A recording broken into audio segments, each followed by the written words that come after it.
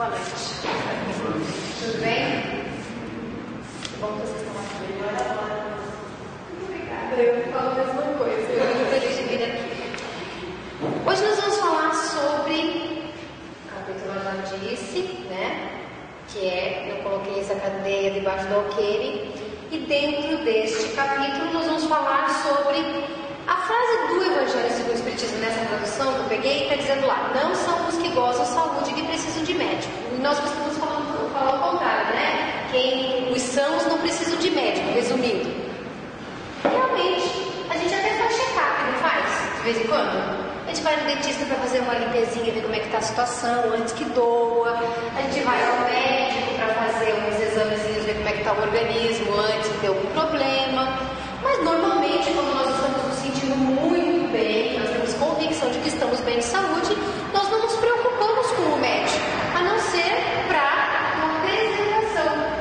Mas nós não vamos fazer nenhum tratamento, não vamos tomar remédio, não vamos modificar alguns comportamentos, alguma alimentação, porque não precisamos.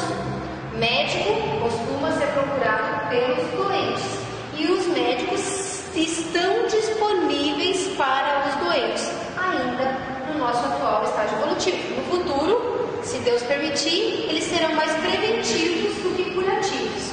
Mas por enquanto, a situação é outra.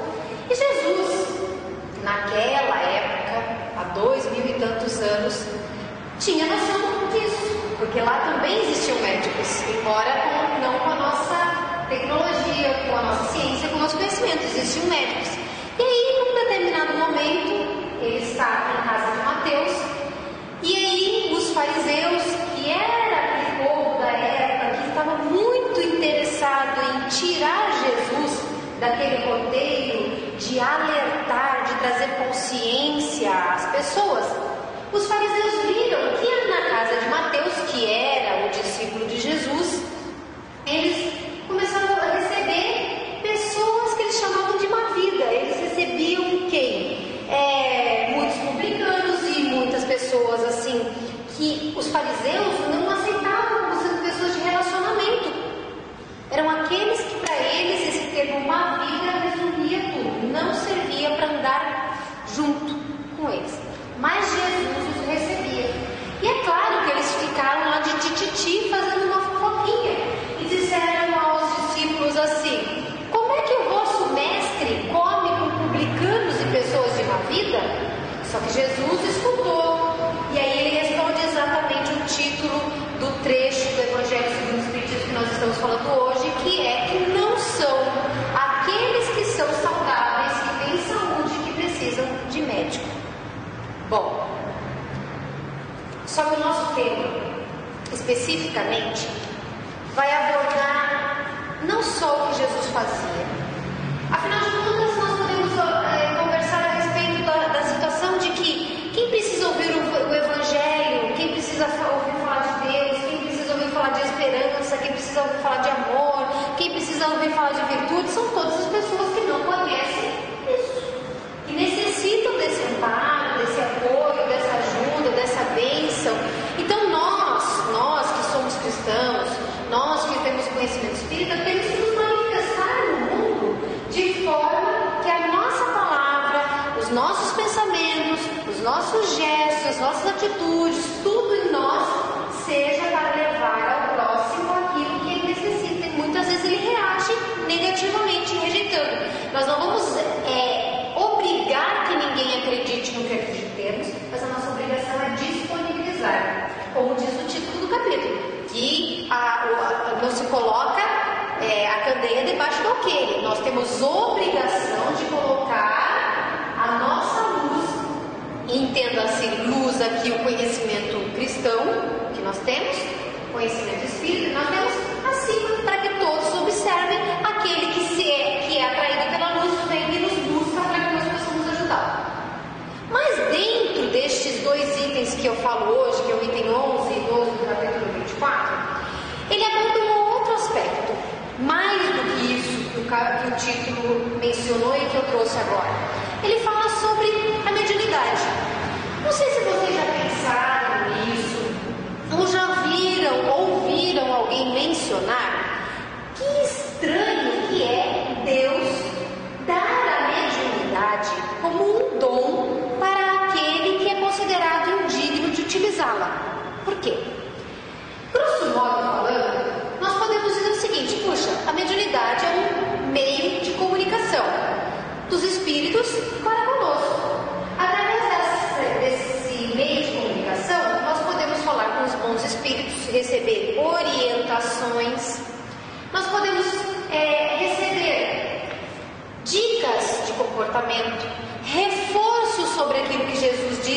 aplicabilidade na nossa existência.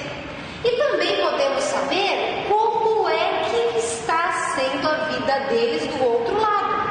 O lado que hoje a gente não recorda de ter vivido, o lado que nós não estamos experimentando, porque nós estamos com a nossa visão espiritual embaçada pela encarnação.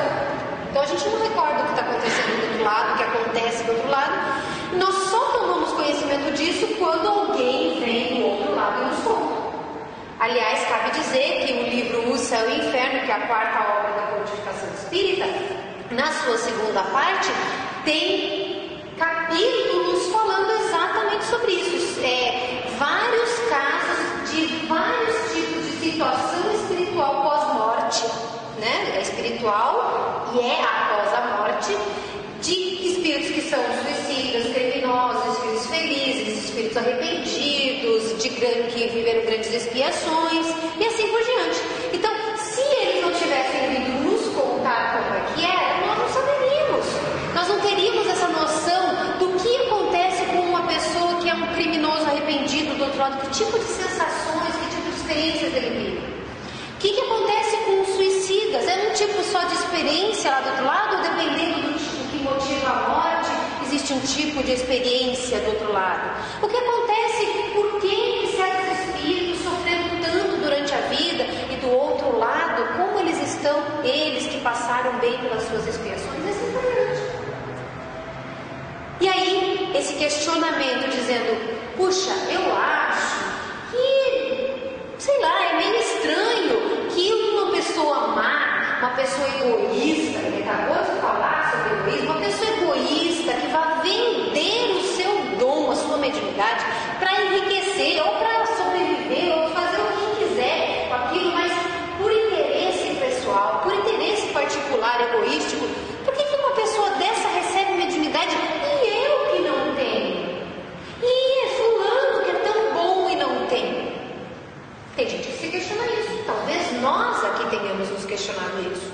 E é sobre isso que esse capítulo fala, esse trecho do capítulo fala. Que a mediunidade, na verdade, ela é um dom. Como é um dom enxergar? Um dom físico deste instrumento material. Como enxergar, como falar, como ouvir. Se Deus fizesse com que só tivesse mediunidade quem fosse bom, quem de nós poderia pretender ter o dom da mediunidade? Quem de nós poderia encontrar no seu caminho, assim como nós encontramos a quantidade de pessoas que têm a mediunidade para intermediar os espíritos, e estes, seja através dos bons conselhos ou dos maus exemplos que mostram o que lhes acontece, poder regrar o próprio caminho, decidir a própria história, o próprio destino, porque tem um instrumento nas suas mãos.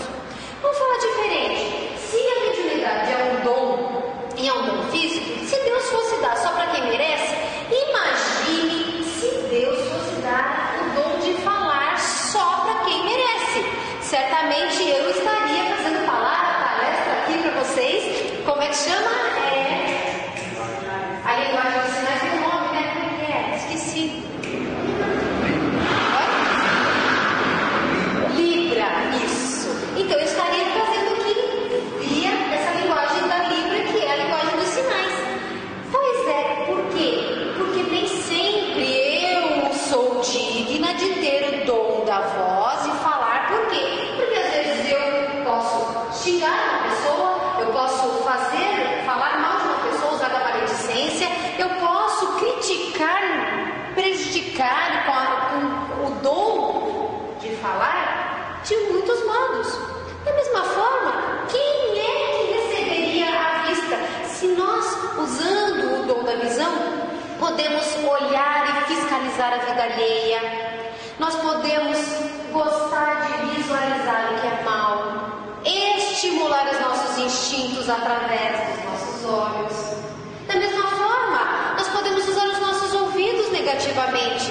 Nós podemos escutar lá atrás da porta e xeretar onde não devemos. Depois nós vamos levar aquilo que ouvimos para quem não precisava, não devia.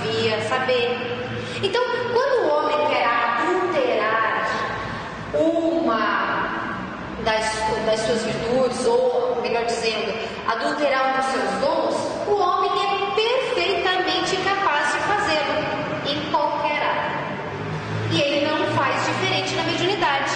Só que mesmo assim Deus dá visão a quem não deveria estar enxergando, audição a quem não deveria estar ouvindo, o dom da fala a quem não deveria estar falando. Isso sob a nossa ótica. Porque pela lei de ação e reação, quem tem que efetivamente ver, ouvir, falar e etc., não vai ver, ouvir, falar. Porque a lei de ação e reação equilibra tudo isso. Bom, médiuns, todos somos. Isso todo mundo que já frequenta um pouco de tempo do Espiritismo sabe. Mas eu, Vânia, não sou médium ostensiva.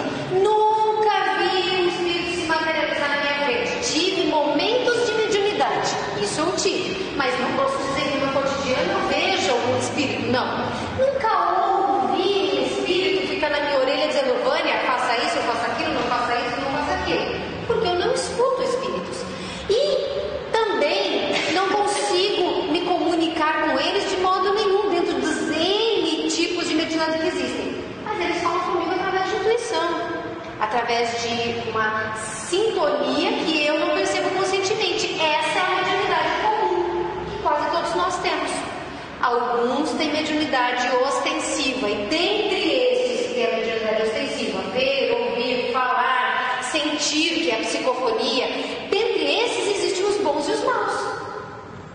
Maus usuários da mediunidade.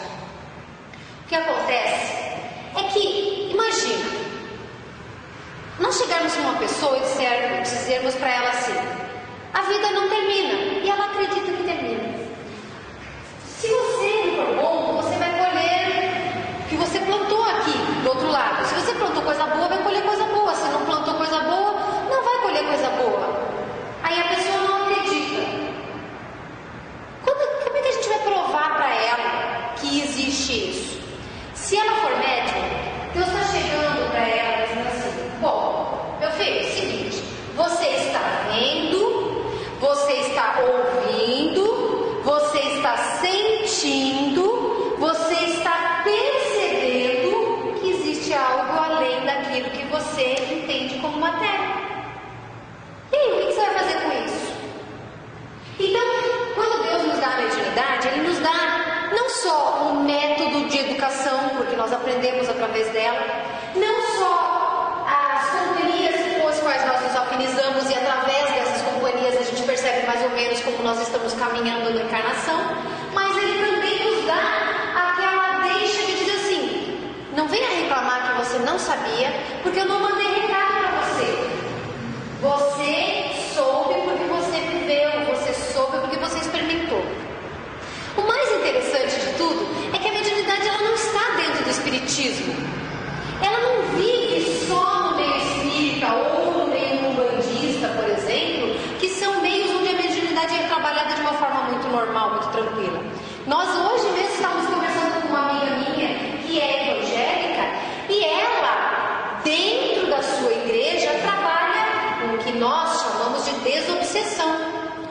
E ela faz expulsão do demônio. Para ela é demônio. Nós sabemos, para nossa ótica, que são espíritos muito sofredores, muito infelizes e muito endurecidos.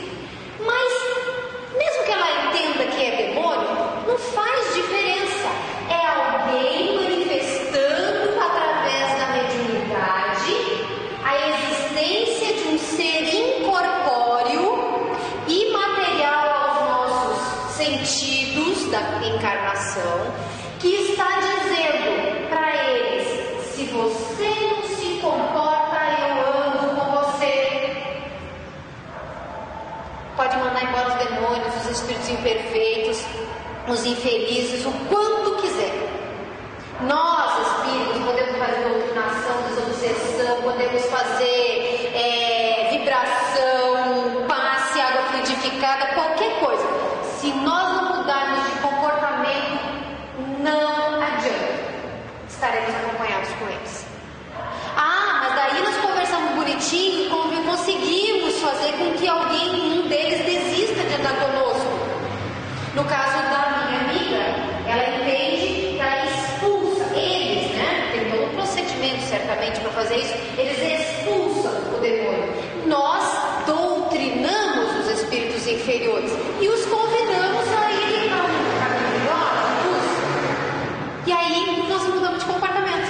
acontece?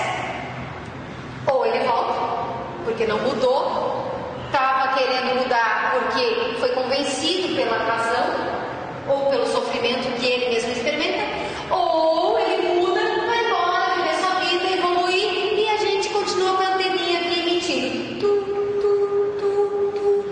Alguém vai captar essa energia e aí diz, pô, tem vaga naquele cara.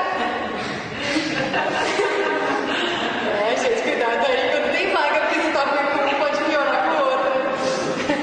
Então, basicamente, o que acontece quando Jesus fala que os sãos não precisam de médico é que Deus não limita instrumento para que nós cresçamos, para que nós evoluamos. Ele não mandou, primeiro de tudo, que Deus não mandou só Jesus. Tanto é que Sócrates e Platão, que foram dois grandes filósofos gregos de muito tempo antes de Jesus, eles já falavam o que o Espiritismo fala. Dentro desse livro Céu e Inferno, que é a quarta obra da codificação que eu cito, existe lá Código Penal da Vida Futura, falando de um monte de coisas, e existem outras obras dentro dessa codificação, eu não lembro exatamente, é no próprio Evangelho, né? No próprio, ainda bem que eu tenho assessor, você viu? Quando eu não lembro, eu pergunto para os universitários. No próprio Evangelho, nós temos lá a descrição de por que Sócrates e Platão são considerados precursores. Então, eles falam de coisas que o Espiritismo ensina a respeito de mediunidade, de vida após a morte, de reencarnação, de um monte de coisas. Que mais? Dentro da Igreja Evangélica, acabei de citar, não só tem médium, não só tem doutrinador, como eles se manifestam durante as suas reuniões religiosas. Não importa se é diferente a forma de interpretar, importa que existe e que eles estão lidando com isso. Isso é bom para eles, como é bom para nós estarmos aqui. Dentro da Umbanda, dentro do budismo, existem também manifestações, eles cultuam os antepassados. A relação nossa de encarnados com os desencarnados, ela é muito profunda, muito comum em todos os tempos. Não é novidade, não tem nenhuma novidade espírita nisso. E aí, por quê? Porque Deus mandou de várias formas essa manifestação. Nos Estados Unidos, para vocês terem uma ideia, o espiritismo ele é muito fraco. Em matéria doutrinária não existe praticamente. Existem várias casas espíritas lá, como no mundo existem várias casas espíritas, a maioria sendo ou criadas ou dirigidas por brasileiros que moram no exterior. Se um dia vocês tiverem interesse, procurem na internet assim, no Google, por exemplo, Centros Espíritas no Mundo. Vocês encontram uma lista imensa de centros espíritas em países do mundo que vocês nem imaginam que poderia ter um centro e tem. Bom, tirando isso, os americanos, vocês sabem que a maioria lá é protestante e eles realmente só acreditam, tirando a parte religiosa protestante, eles só acreditam na ciência como manifestação. Só que lá, e não é coisa de filme americano não, eles têm médiums que ajudam a descobrir criminosos. Eles têm médiums que ajudam a descobrir o que aconteceu com a pessoa antes dela desencarnar por algum crime que violou a vida dela, que destruiu sua vida. Eles têm médiums que orientam de várias formas. As obras americanas, elas não falam de espiritismo, mas elas falam de mediunidade por N vias. Quando se fala, por exemplo, do Brian Weiss, que é um grande famoso lá, psiquiatra, ele trabalha com terapias de vidas passadas. Ele consegue como essa informação das vidas passadas? Por memória. Mas essa memória também atinge de determinada forma a mediunidade. Em suma, o que acontece com a mediunidade é o seguinte: eu falei no começo que ela é uma aptidão, um dom. Nós podemos usar bem ou mal. Se bem utilizada, ela nos serve de iluminar, de caminho, de um farol que possa nos orientar para que durante a encarnação a gente erre menos, até poder aprender direitinho e fazer de forma natural o que é correto. Se nós ainda somos seres muito imperfeitos, desequilibrados, a mediunidade serve, embora possamos, como existem pessoas que vendam esse serviço, né? Ela vai servir como um alerta. Peraí, você sabe que eu estou aqui fazendo o teu servicinho sujo, que você está vendendo a tua mediunidade, mas que eu vou te cobrar do outro lado. E ele nunca vai poder reclamar que tem quem cobra, porque ele perdeu o serviço dele. A gente, quando encontra aqui plaquinha de fazemos amarração para o amor e coisas, né? Tenha seu amor de volta, porque geralmente é o amor, né? Nossa, como a gente ama esse mundo, meu Jesus, porque a gente ama tanto que tem que amarrar para poder a pessoa ficar com a gente. Mas então, tudo isso daí é o quê? Uma abuso da mediunidade. Claro, existe charlatão? Existe. Mas muitos desses charlatães de hoje são pessoas que começaram com a mediunidade, utilizaram mal e aí perderam ou tiveram uma adulteração da mediunidade. Quando o seu mentor, os espíritos superiores bons pararam de intervir, porque ele não está interessado, não tem conexão, não tem sintonia com estes, pararam de intervir e abre a porta para quem quiser entrar, como eu falei, tem vaguinha aqui, então vamos lá, essa daqui deixa passar. Mais ou menos desse estilo. Então, essa capacidade mediúnica do ser, todos nós temos, mesmo que não seja ostensiva. Nós temos intuição do que vai acontecer, nós sonhamos com o que vai acontecer, nós de repente pensamos telepaticamente que vai acontecer, alguém vai me ter saudade de alguém no telefone, a pessoa, tudo isso é mediunidade. Pensar em alguém que não aparece faz tempo, ter um sonho premonitório. Olha, eu falo para vocês que eu não sou médium, né? Outro dia sonhei com um amigo meu da faculdade. Eu sonhei que ele, numa semana, sonhei que ele tinha andado de moto, estava fazendo muita folia com moto e só comentei por cima, assim, não falei mais nada. Na semana seguinte eu sonhei que ele estava de novo com moto, só que ele atropelou e feriu gravemente uma pessoa.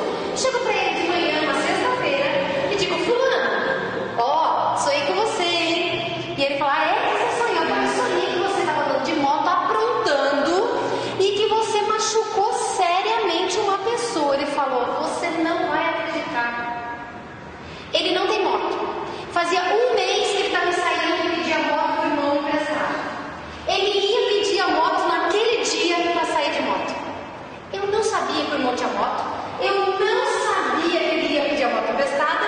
Muito menos podia imaginar que uma coisa dessa, ninguém falou nada perto de mim. Eu não sou médium, mas eu sonhei, falei pra ele, perguntei: ele foi andar de moto? Espertinho não foi, graças a bom Deus. Então, pode ser que simplesmente por ter uma afinidade com o menino, por gostar dele, querer o bem dele, de repente Deus me usou como um canal para dizer: dá um alerta pra ele aí, porque vai acontecer bobagem. Não era hora de acontecer bobagem, não era a lei da assimilação de se fazer no presente. Então, um sonho tão simples pode ser uma forma de comunicação mediúnica, onde nós somos avisados e isso vai servir para ajudar alguém. Talvez a gente não conte, mas a gente muda o comportamento, nós orientemos de uma outra forma. Tem 1000 formas. O importante é que quanto mais médios somos, mais responsabilidade nós temos com o nosso comportamento. Agora, o interessante de tudo isso que eu falei é o seguinte: se Deus dá a mediunidade para qualquer pessoa, independente da sua elevação moral, ela é indiferente a essa elevação moral. Serve para todos. Mas tem um momento em que a elevação moral faz diferença. Quando nós procuramos ser seres evoluídos moralmente, a simpatia dos bons espíritos para conosco se torna maior. Quando esses espíritos simpáticos a nós são espíritos bons, porque nós estamos lutando contra as nossas imperfeições, a tendência é sermos melhor ajudadas. Então, a aptidão da mediunidade não precisa se manifestar o tempo todo, não é o fato de nós sermos médios que vamos ficar vendo ou ouvindo o espírito o tempo todo. Muitas vezes ela acontece de uma forma sutil, mas nós percebemos essa intervenção na nossa vida. Agora, o nosso comportamento certamente atrairá para perto de nós a categoria de espíritos um pouco melhores que nós mesmos, para nos ajudar, para nos empurrar para frente, para nos fazer empenhar. Claro, existem boas pessoas que são médios,